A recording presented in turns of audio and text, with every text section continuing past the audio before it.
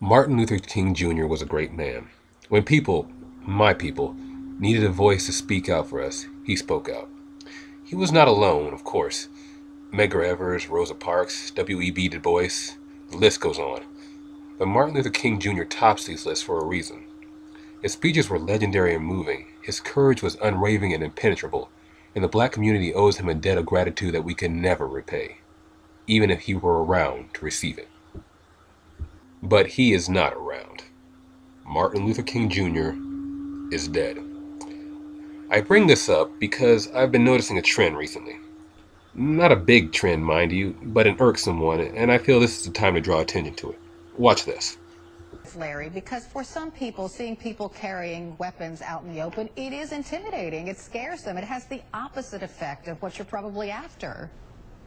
Well, first I'd like to address the Martin Luther King Day charge, and I want to say, wholeheartedly, and this is sincere, and if you let me, explain, I believe that Gun Appreciation Day honors the legacy of Dr. King. Stop. See that right there? I've seen that look on many, many black women in my family, especially my mother. That's the, I know you didn't say what I thought you just said, and I would slap you if I could look. But wait. It gets better.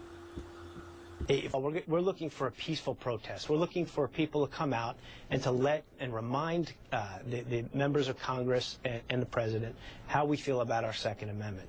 And the truth is, I think Martin Luther King would agree with me, if he were alive today, that if African Americans had been given the right to keep and bear arms from day one of the country's founding, perhaps slavery might not have been a chapter in our history.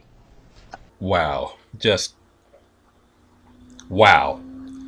Where do I even start? Okay, first off, saying that had Africans been carrying guns, they would have avoided slavery makes about as much sense as saying that they would have avoided slavery if they had laser beams or steel hard skin. They weren't allowed to carry guns. They wouldn't have been given guns. Why would a slave owner do that? Second off, saying that Martin Luther King Jr., an outspoken supporter of peaceful protests and demonstrations who actively disagreed with the Vietnam War, saying that he would have supported a violent solution is just wrong. It's so wrong, I wonder if you're talking about the same Martin Luther King Jr., because you couldn't have been talking about this guy.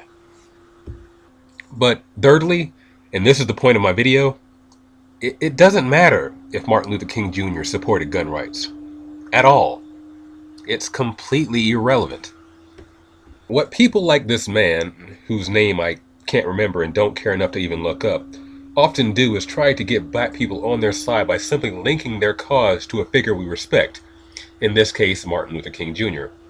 And it's not just them. I've seen gay rights activists do this all the time. And while I support gay rights, I find it equally ridiculous when they do it. It's insulting, and I don't think the people who do it even realize how much so.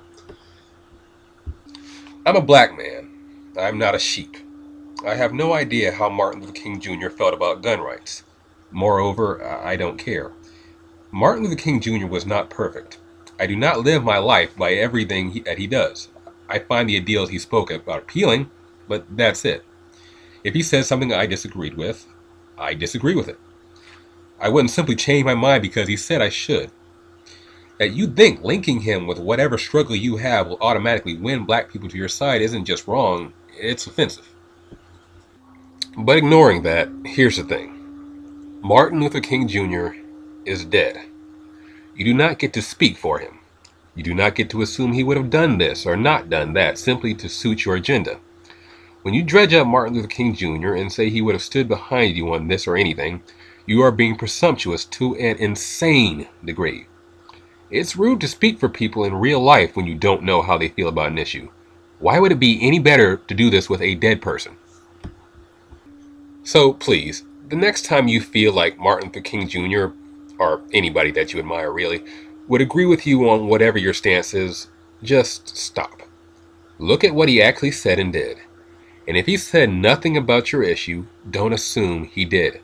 He deserves better than having words put in his mouth.